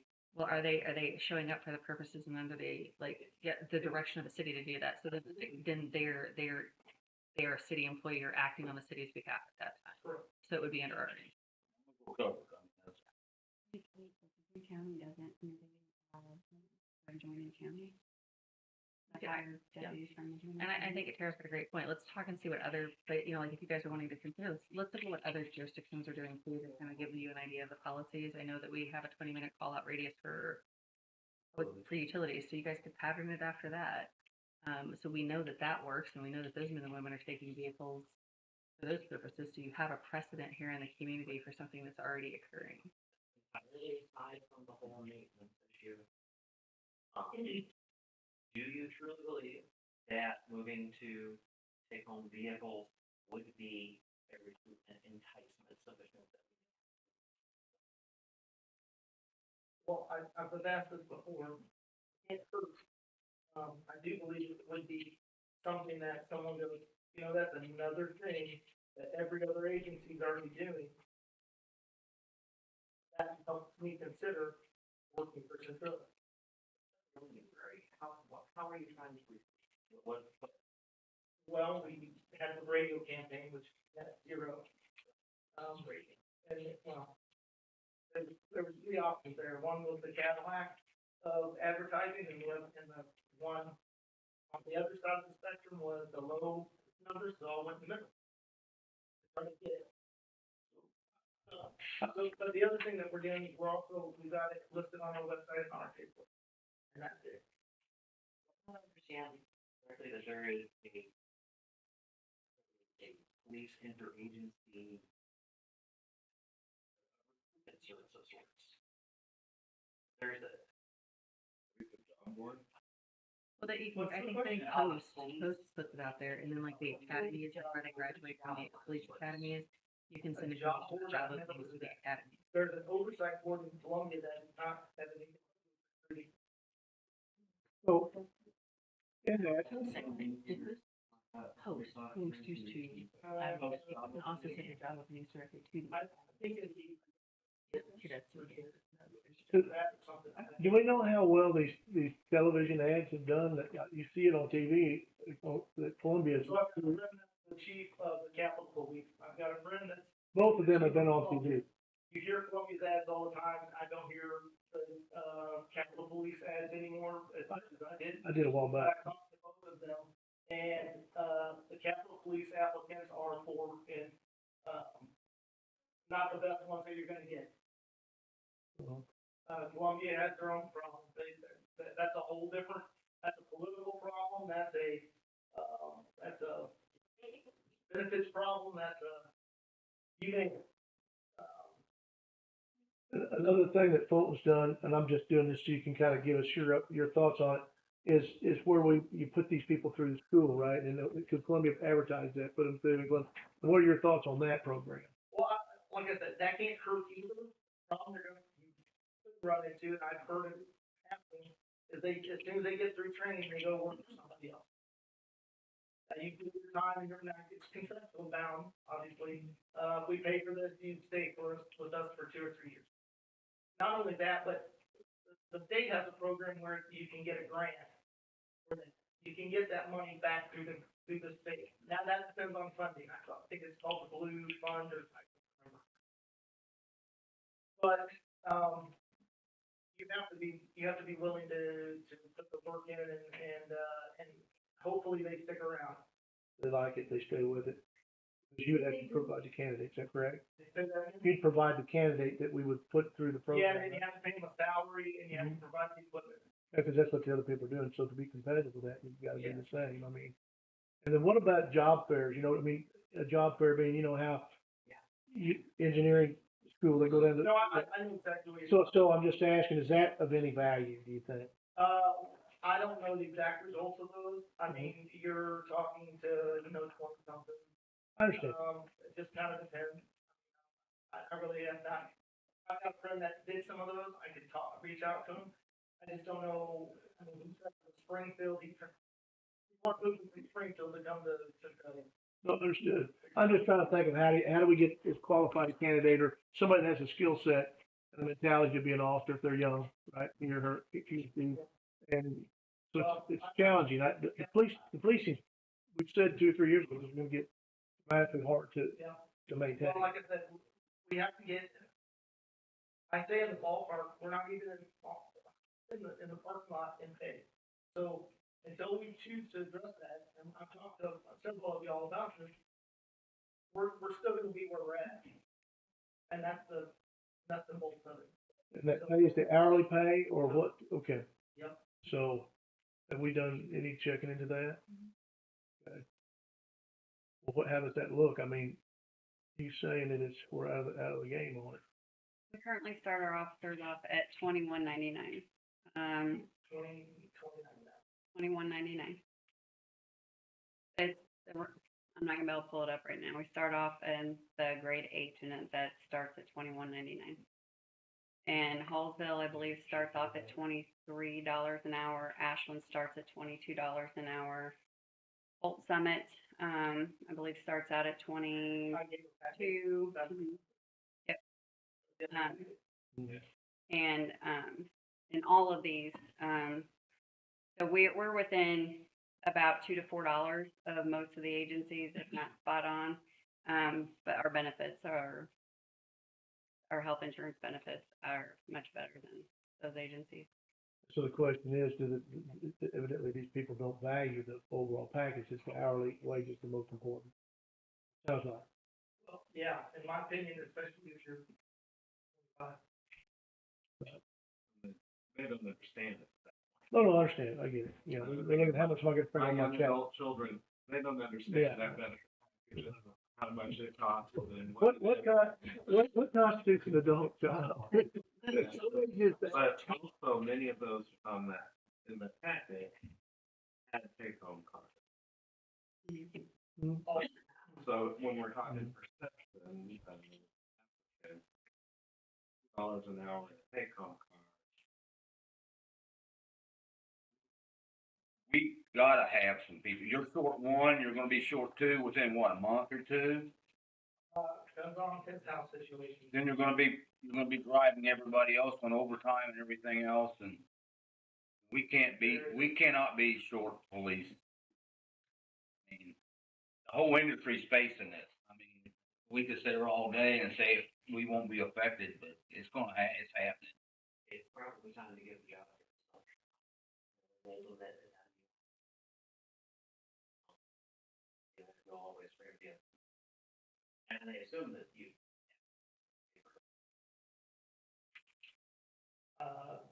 No. As much as I would like to have is that. Respectfully. Better. Yeah, not in print media. For the audience that it was interactive, No, I have said to do something about the. Basically the entire. I think I've overstepped my. No, we talked about that, and that could be marketing, it could be used for that as well, so. We talked about the original thing, Darren and I did, last week or this week, I can't remember, we should run together. I'll tear it. I'm fully aware. So, it's been good discussion, I don't know what we saw, but. What are we gonna do more surveys, or are we gonna find? Well, I think we got the data we need as far as where we're at on pay, and don't we feel comfortable with what we know, where we set as far as hourly pay and benefits packages, but if nothing's attracting somebody, I don't know what, we get off from, just to another dollar, the problem unfortunately, the problem we have is we have to have consistent labor practices throughout now that the pay ranges have been brought into bandwidth. Okay, correct? I mean, so that's the other side of this, So I don't know. I mean, it's a balancing act that gets crazy, as far as. Most of your candidates are gonna be under 30, correct? Probably. Age? We shouldn't even talk age now. 40? No. It depends on where you're pulling them from. Well, I don't think. $21 an hour, you're not gonna get I don't think in any way it's saying that we're only want someone that's under 30 years old. I think what it's saying is based upon the demographics we see of the people that are going into law enforcement would be probably, what does that look like? And how do you touch that group? Get them, you know, To entice the people that are already in law enforcement to jump ship from another team. That is generally going to be the best way to get somebody. Anybody that doesn't wanna pay the wages aren't gonna have anybody working. Every industry. So, I mean, if we wanna set on $21 an hour, we won't have anybody unless we want it. Here's where we're at.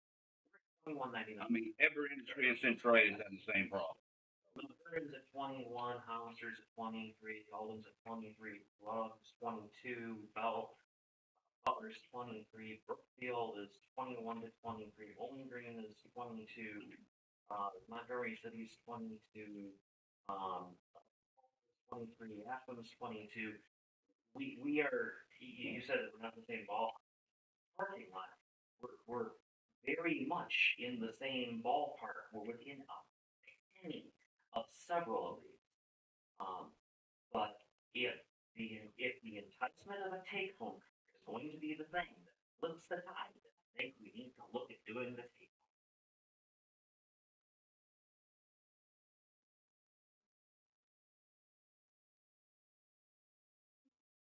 home. I think it's definitely a benefit, that other people are offering.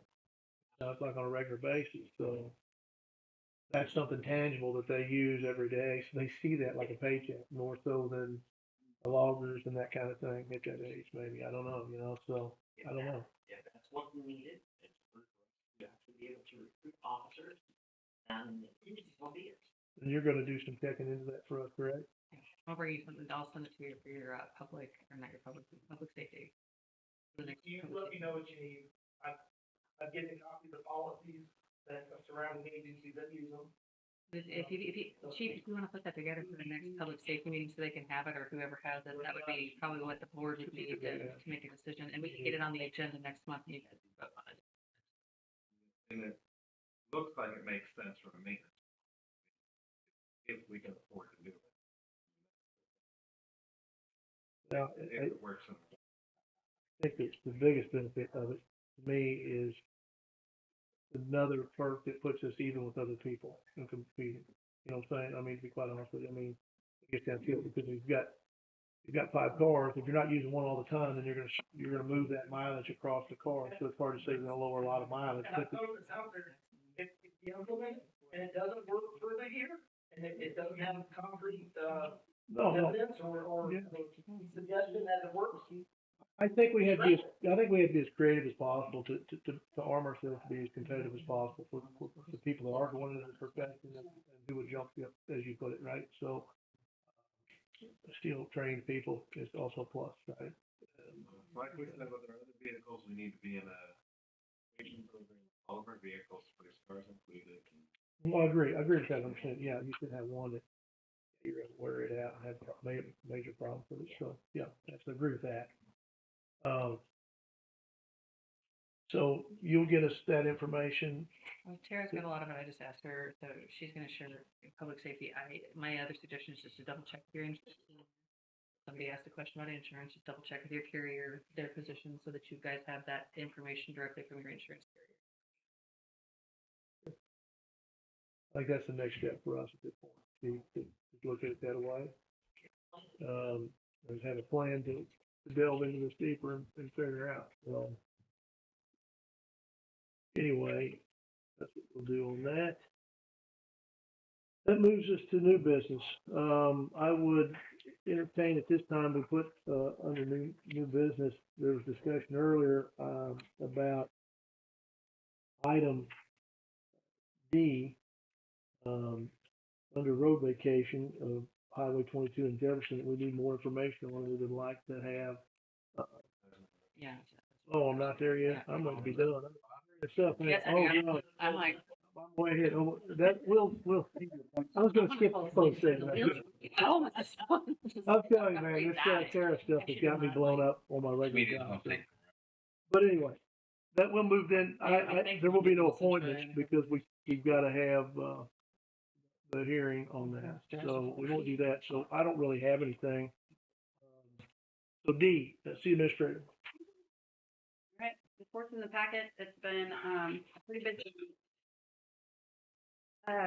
So we did have the PNC meeting where the sketch plat was passed, there was a lot of other business on there, and, I look for many more meetings to happen this year with the comprehensive plan process moving through and the zoning changes that we're looking at possibly doing with the, plan development and all that. Working a lot through the budget, having a lot of meetings with the different departments to get all of those finalized. Really just a lot of stuff. That time of year. Mm-hmm. Right. Anything else? Anything for Tara at this point? Okay, let's move to 11, attorney. Most of what I did last month, we captured in Tara's city administrator report where she highlights it, or you guys have seen it here tonight, you know, whether it's the variance questions, drafting that, the ordinances that you guys have discussed this evening. So a lot of stuff coming through planning and zoning, like it just keeps going.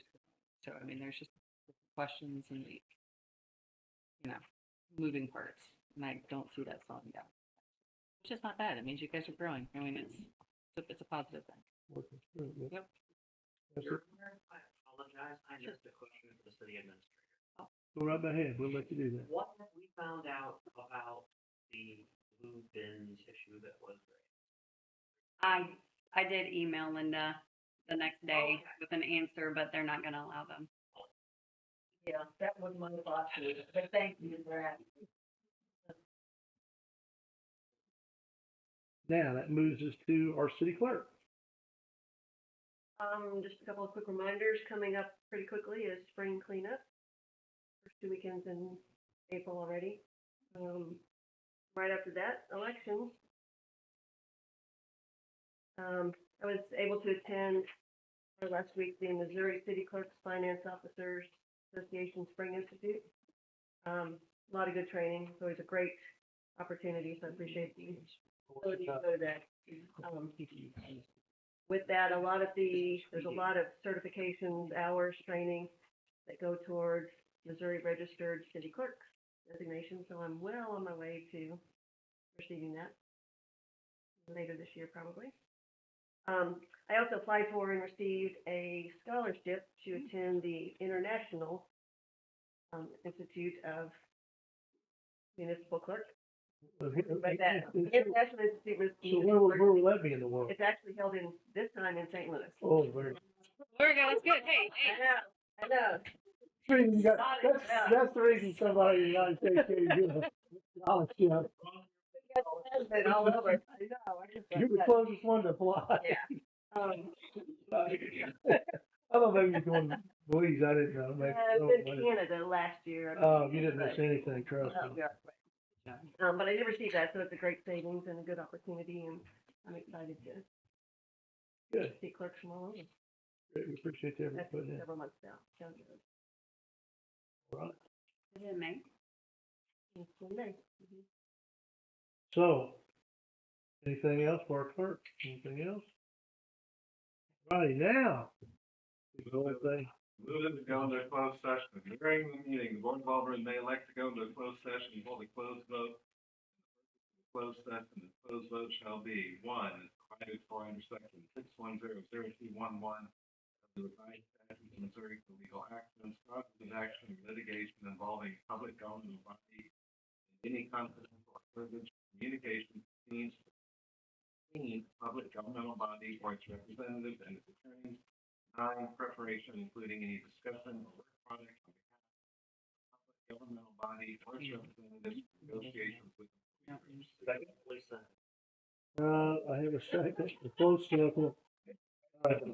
You choose who won that. And so, roll call vote, please, to go in closed session. Alderman Orsini. Alderman Hudson. Alderman Wilkins. Alderman Deckard. Alderman Rogers. All right, unanimously, we're going in closed session. We'll be in closed session for a little bit. No. I don't think so at all. I know I've said that before, and you've been here. Okay, a couple of minutes. Go back. We're all back. Okay. We really need to talk about your definition on the next item.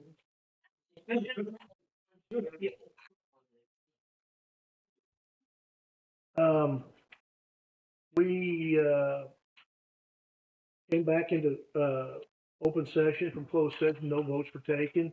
The only vote taken was to come back into, open, and, it was unanimous. Come back in, so we're back in.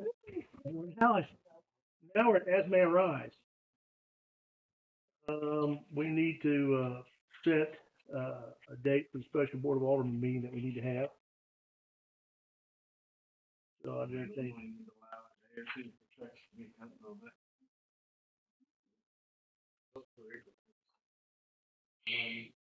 April 32nd.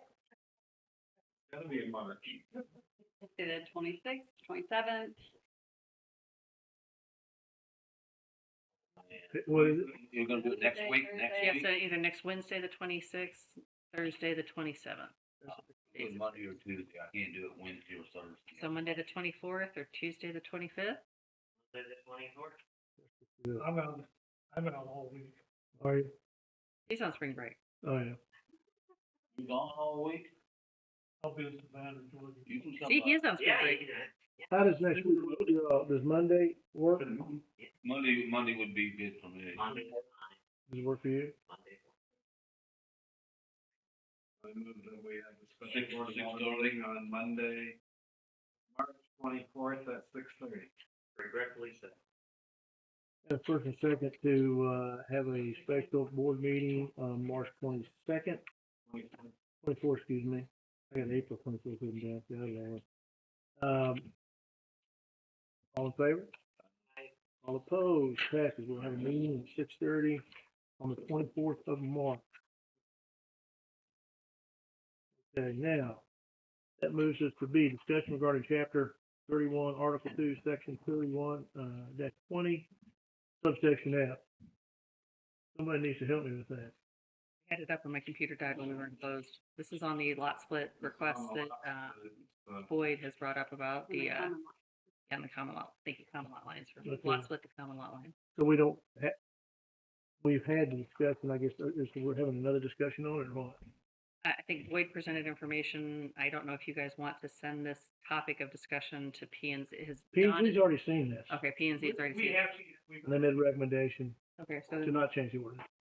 So then- we got put on. then this is your discussion time to determine if you, Last week, meetings we discussed requesting, one R1A that would allow us to designate certain areas where this would be allowed, but also protecting certain areas. Cobblestone Estates, for example, where we would not want large lots to be split, because that would have a negative. well, the R1A was for something else, that was for the development. You were making up a name. Okay, yes, I mean, that was for the development that Bryce, Gilbert was on. Tiny homes. We were making up the name off the top of our head. R1A was for conversation points, where we were just talking whether it would be R1 versus R1A, R1X for conversation point. 1.5.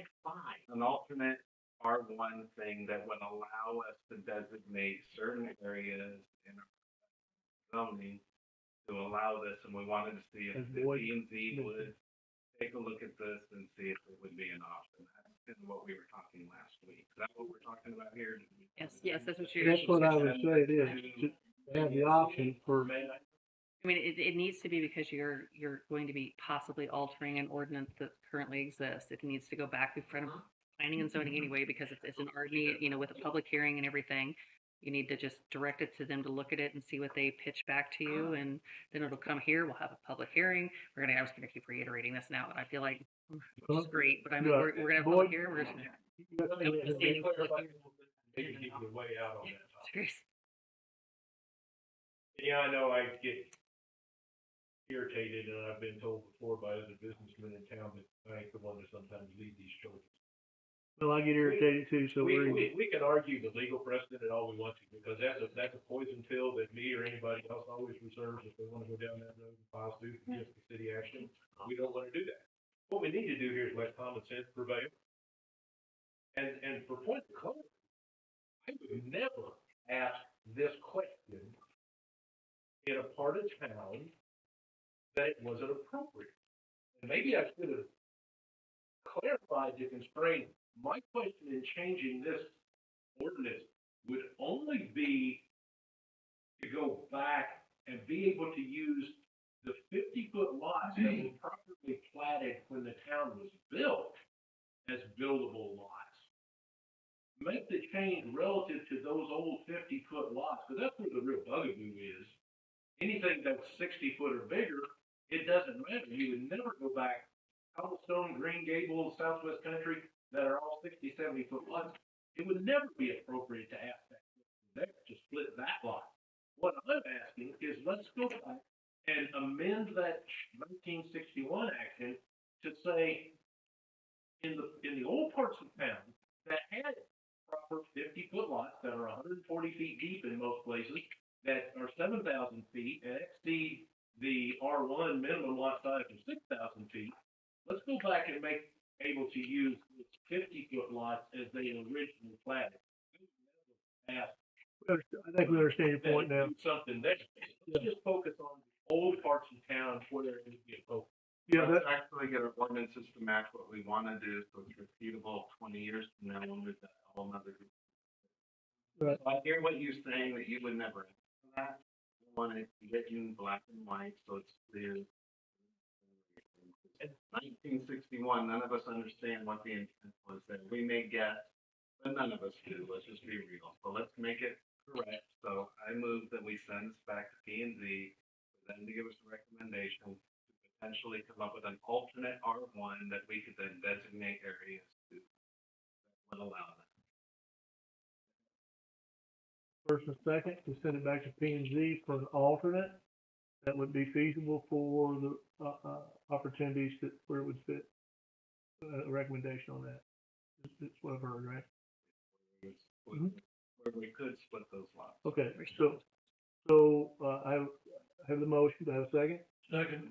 Have a second, and all in favor? All opposed? Passes, so we'll put that on the agenda.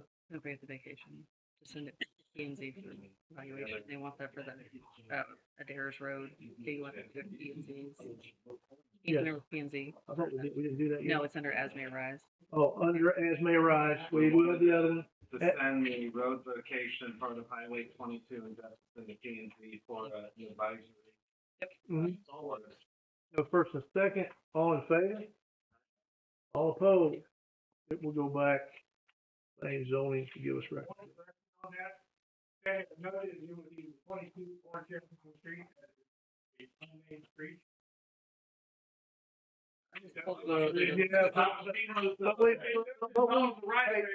Trust me, guys, we know where it's at. We know what we're talking about. We're gonna fix it. Right there. There you go. And now I would take a motion to. So move. I can't make the motion. So I got a motion. I have a second to adjourn.